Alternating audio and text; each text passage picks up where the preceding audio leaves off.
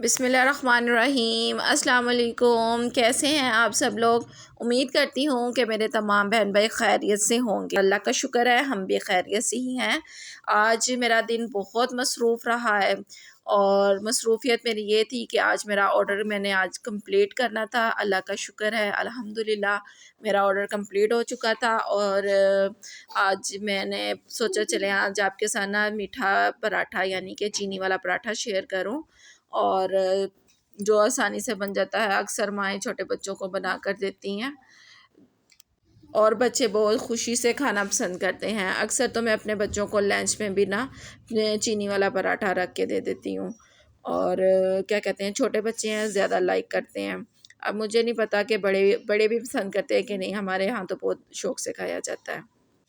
अच्छा जी, इसके साथ ही आप लोग प्लीज़ मुझे कमेंट बॉक्स में बताइएगा कि कौन कौन चीनी वाला पराठा पसंद करता है और जो करता है वो मैनू कमेंट्स बॉक्स से दसेगा।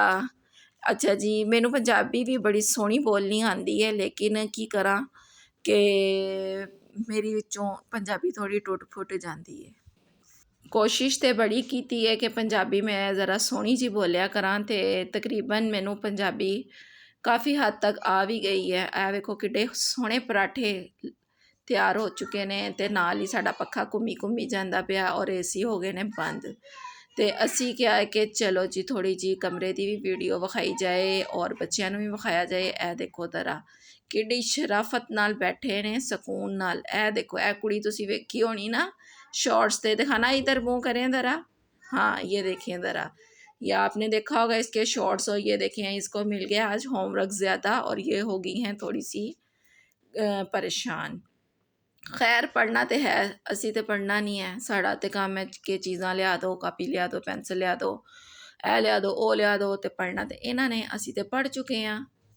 और आज मैं तकरीबन पंजाबी दे विच ही सारा व्लॉग तुहाडे नाल शेयर करांगी। ए देखो ज़रा मेरे कपड़े स्टिच हो चुके ने, अल्लाह दा शुक्र है। ए देखो ज़रा ओवरलॉक हो के आए सन ते मैं क्या प्रैस इन्हों बाद चो करांगे। ए देखो किड्डे सोहने माशाल्लाह टसल लगे ने। पिछे गोल डिप गला बना के अगला फ्रंट बिट गला गोल बनाया मैं। तो तकरीबन अज मैं तुहाडे नाल पंजाबी ही च गल करनी है ताकि सारे ईजीली सुन लैन समझ लैन मेरी ज़बान भी। ए देखो ज़रा मैं पैच सी इनू मैं स्टिच किया बड़ा सोहने तरीके नाल साफ सफाइये नाल ताकि पाने वाला भी ते वेखण वाला भी खुश होवे। ए देखो बैक इहदा बिल्कुल प्लेन सी ते मैं इहदे ते लातियां ने 2-3 डिफरेंट किस्म दियां लैसां बड़ी फिनिशिंग दे नाल।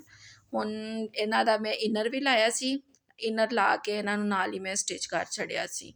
मैं कहा चलो जी ए भी काम मुके। ते नाल इहदा दुपट्टा सी बड़ा खूबसूरत जिहा ते ओनू भी लानी सी जी किरन लप्पा। पता नहीं इनू किरन लप्पा कहते हैं कि लैस, मेरे ख्याल नाल तो लैस ही कहते हैं लेकिन पहले के दौर च इनू कहते होंदे सी किरन लप्पा ला लो जी कुड़ियां दे लीड़े दुपट्टे आनो। तो सॉरी जी अगर मेरे कोई लैंग्वेज दे विच कोई वर्ड्स अगर गलत आ जाए तो उहदे वास्ते जी माजरत दिल दी गहराइयां नाल मैनू माफ़ कर छड़ना क्योंकि मैनू ज़रा पंजाबी का थोड़ा इशू है। ए देखो बस दिल ने कहा कि अज पंजाबी करनी है तो बोलनी है। तो हुण इहदे नाल ही है देखो कितना खूबसूरत माशाल्लाह प्लम कलर है। मैनू तो बड़ा पसंद है कलर। तो लेकिन इहदा भी गला गोल ही सी कम वाला सी ते मैं भी इनू भी गोल ही रख दिता है। तो यह जी फट्टी लाई ये फट्टी ते मैं ला दिते ने 4 बटन यानी कि मोटिव, हाँ बटन है ये, इसको कहते हैं बटन। ये मैंने बटन लगाए और इसके साथ ही ए पैच सी ते पैच भी मैं यानी कि लैदा तो सी ते मैं इहदे नाल अटैच किया है। शमीज़ इहदे नाल भी लगी है, उहदे नाल भी लगी सी और ए मेरे कपड़े बस प्रैस होने वाले ने ते ओ मैं हुण रात नूं वेली होके कर लांगी ते सुबह इंशाअल्लाह ते ए कस्टमर दे कोल कपड़े चले जाणगे। इन्हां दा विआह सी, उन्होंने कहा चलो जी असी अपनी भैन कोलों कपड़े सवाइए और एयरलाइन शर्ट सी ते इहदे नाल ही है देखो जी नैरो पजामा सी इन्हां दा बड़ा खूबसूरत सी है भी। तो इन्हों ने जी ए दुपट्टे उत्ते भी उही काम करवा लिता। इन्होंने कहा चलिए ये साड़ी लैस बच गई है तो तुसी ए लैस भी ए पल्लियां ते ला छड़ना। तो साड़ा तो काम है ना असी तो काम करना है जी, ठीक है। ए वेखो किड्डी सोहनी मैं लैस ला छड़ी है। तो हुण साह भी बड़ा चढ़ गया पंजाबी बोल बोल के।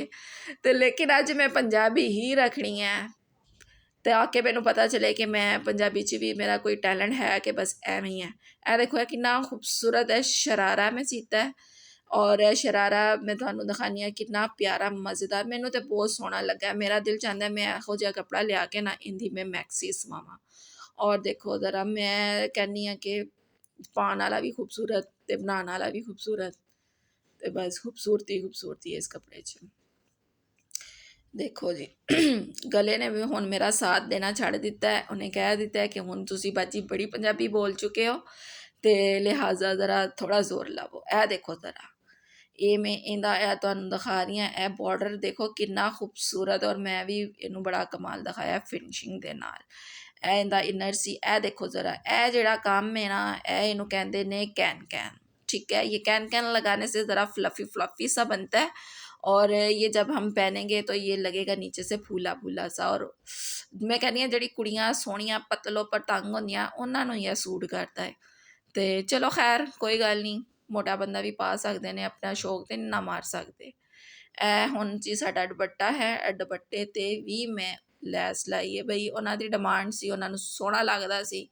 ਇਹ ਜੀ ਕਿਰਨ ਲੱਪੇ ਲਾਣੇ ਤੇ ਮੈਂ ਲਾ ਲੂ ਛੱਡੇ। ਹੁਣ ਜੀ ਇਹਦੇ ਨਾਲ ਹੀ ਮੇਰਾ ਵਲੋਗ ख़त्म ਹੋਣ ਵਾਲਾ ਹੈ, ਅਤੇ ਦਿਲ ਦੀ ਗਹਿਰਾਈਆਂ ਨਾਲ ਢੇਰ ਸਾਰਾ ਖਿਆਲ ਰੱਖਿਓ। ਅੱਲਾ ਹਾਫਿਜ਼। ਹੈ ਮੇਰਾ ਪੁੱਤਰ ਹੈ, ਇਹਨੇ ਅੱਜ ਮੇਰੇ ਨਾਲ ਬੜੀ ਹੈਲਪ ਕਰਾਈ ਹੈ।